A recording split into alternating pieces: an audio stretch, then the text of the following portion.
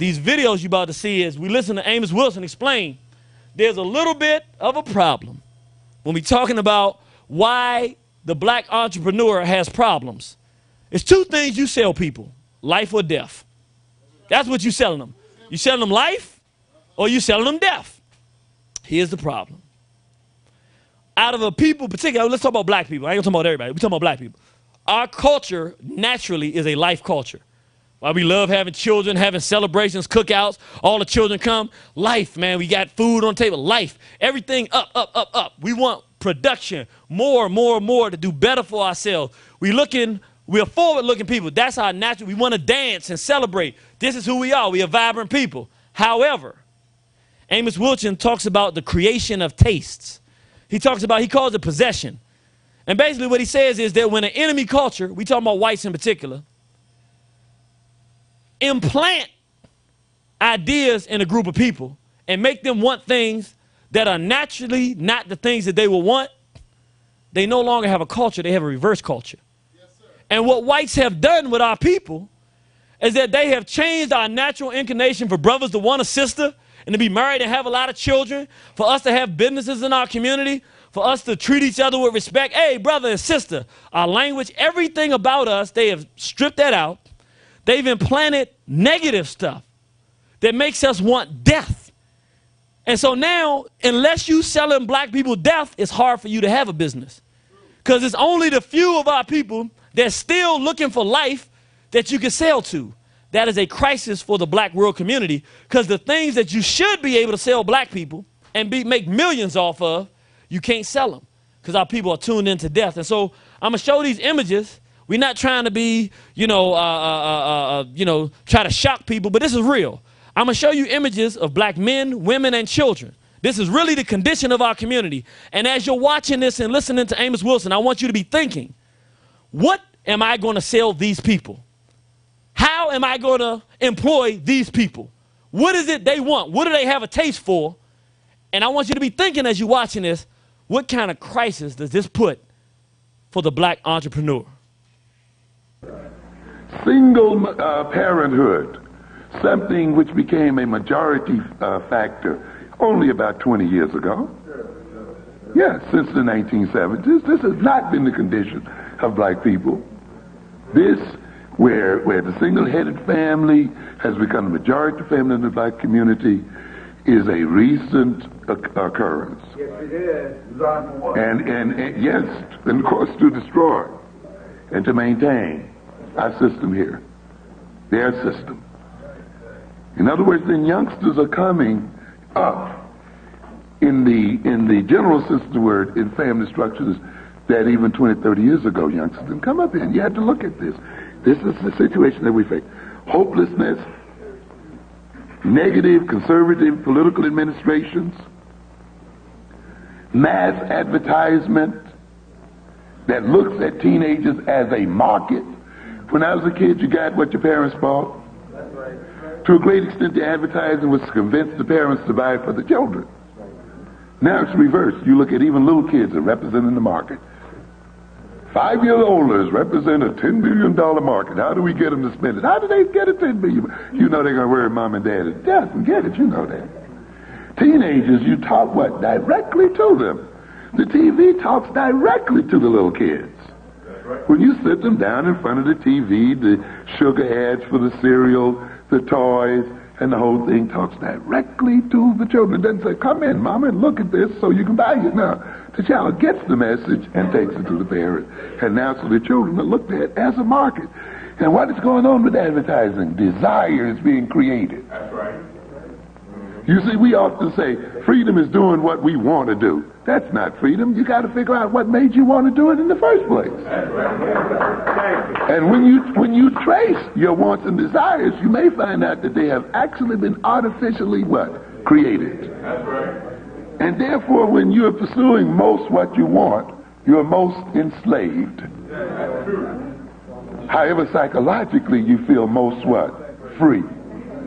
And that's the backwardness of the system, you see.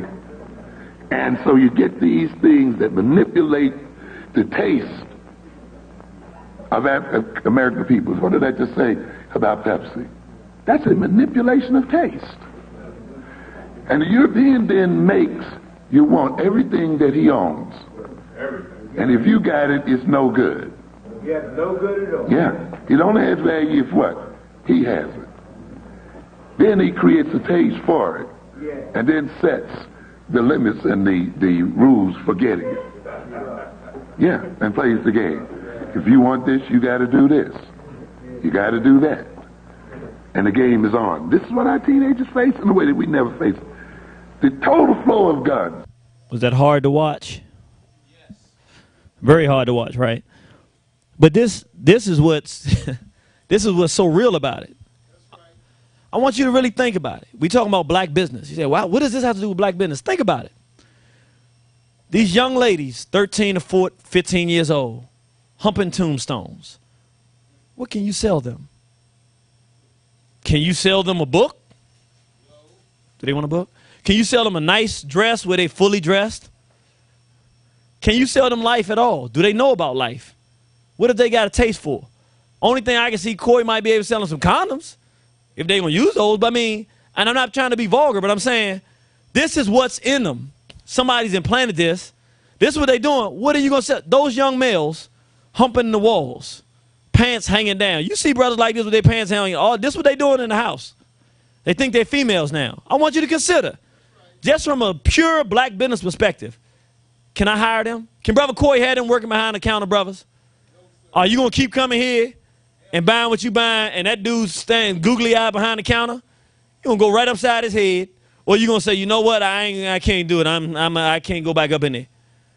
Even sell it to them. Yeah, you'll sell to them, but how many of them do you want coming, how frequently in your business? Is that going to bring more people in there or less? It depends. If you're selling death, you don't care, right?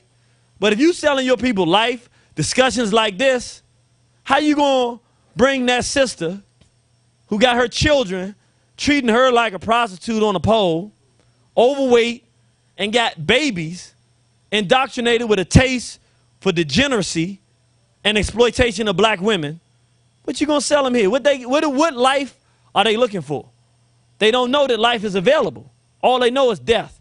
A black male who was standing between two sisters, throwing money at them so they could smack each other to see who quits first. That's what whites used to do to us on the plantation. True. That's what they did to us, where they would bet and see which one of us brothers would have to fight to the death. And whites would pay big money to bet and see who would kill who.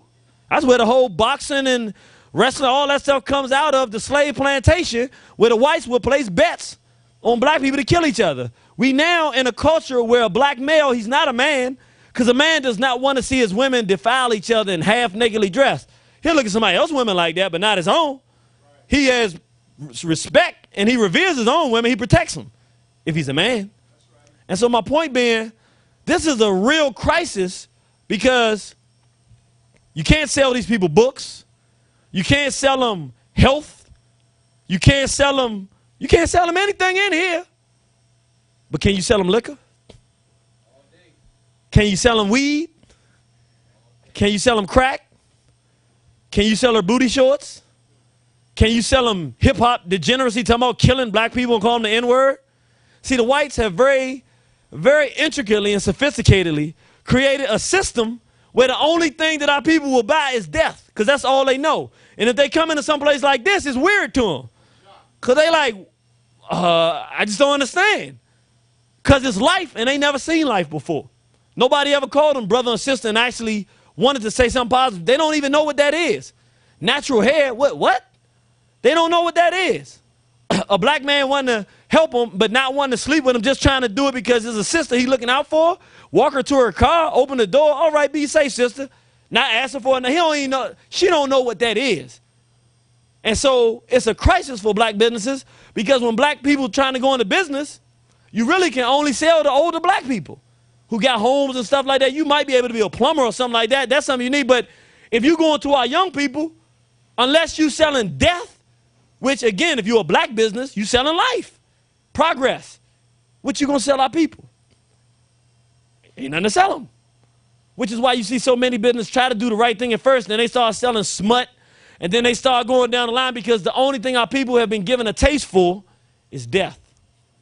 and which is why the black businesses help develop and maintain taste, why we need them, because people get what's available. So if you got black businesses in their community and all they have is life, that's all they're going to go for is life. And they're going to get accustomed to it because that's what their people in their community give them. But the Asians can't give you life, because if they gave you life, you would stop spending your money with them. The whites can't give you life. They can only sell you death. That's why they got the crack bags for the crack dealers that sell the crack, because they want to keep you down, because if you're down, you'll keep spending your money with them. That's why everything that you need to facilitate your death, liquor, drugs, drug paraphernalia, everything you need to kill yourself, the Asians in your community provide you, and the whites. But anything you need to come out of that, self-esteem, knowledge of self, is dry like the valley of dry bones among these outsiders in our community, because the only way they can bleed you economically is to have you ignorant and hating yourself, and so they sell you death, and that's all we know, and that's all we buy. We're going to go a little deeper now. Y'all all right? Yes, I ain't scared your way, have I? No, all right, y'all getting kind of quiet. Bring it on. All right, let's bring some more. We're going to go a little deeper. The truth of it is, we're a race of cowards. I'm going to say it again. Yes, thank you, brother. I wanted to say it again anyway, and my brother gave me permission. That's my Southside homie back there. Black people are cowards. And what has happened is, particularly I got to speak to the elders. This is what the elders have done that's really been a real treasonous thing they've done to the young people. And of course, it's not all of them, but I ain't talking all, we being in general. The elders know how badly white folks have treated us, because they grew up in environments where they had to go to the back door. My grandmama used to tell me, she told me how she had to get her bread through a hole in the back door in the South in Emporia, Virginia. She had to go to a back door through a hole to get some bread, and don't get the same quality bread that the white folks get. My point being, we know, particularly the older people, that we've had black infrastructure, and we've heard the stories of how whites have destroyed those infrastructures. But we don't tell the truth to our children that white folks are out to get them. So our children don't grow up prepared to fight. That's right. And if you don't grow up prepared to fight in this society, you're going to be swallowed up like a guppy in the ocean by a whale. And that's been a huge problem. I did some research, and I intended to go through a litany. I wasn't able to do it. I need somebody, and I want people to hear this. This is very important. There's a Holocaust we don't even talk about. The Holocaust of the destruction of black infrastructure in the history of this country, black communities, black businesses, how many patents that black men and women have created of products that white folks just stole them and have made trillions of dollars on, that was supposed to be money that's supposed to be coming in our community. How many farms have been stolen and buildings burned down in whole communities? If someone does this book, because when I started doing it, I realized it's way too extensive for me to put in the lecture. I couldn't believe it. I would say, this would be my estimate, it might be more or less, but I think it's probably more. At least 1,000 communities in this country have been destroyed by whites. New Orleans would have just been one. The black communities down there, that would just be one I'm talking about. What we saw, it's still happening, we just don't recognize what's happening. I'm talking about communities where black people owned everything, malls, shopping centers, and jets. These white folks came in, burned them down, and just took it and gave that wealth to their children. There's a Holocaust, an economic Holocaust of the black race in America that's worthy of a 300+ page book that will have any black person reading it crying to understand it is not true that we didn't have black business infrastructure. In fact, black people in this country have built more economic infrastructure than anybody in this country, including the whites, including the small hats, including Asians. We've done more than anybody. We just had it all taken away from us, which is, I'm bringing this point up because it's very relevant. The reality of it is something we don't learn in our schools. I went to Hampton University, was a finance major, but they never told me this. Business is warfare, brothers and sisters, and it always has. And we're going to look at some videos, but I want you to understand something. The only way to keep a community down, you cannot keep any community in the world oppressed if they have wealth and if they can attain wealth. I'm going to say it again. If they got wealth and they know how to produce wealth, you cannot keep them down.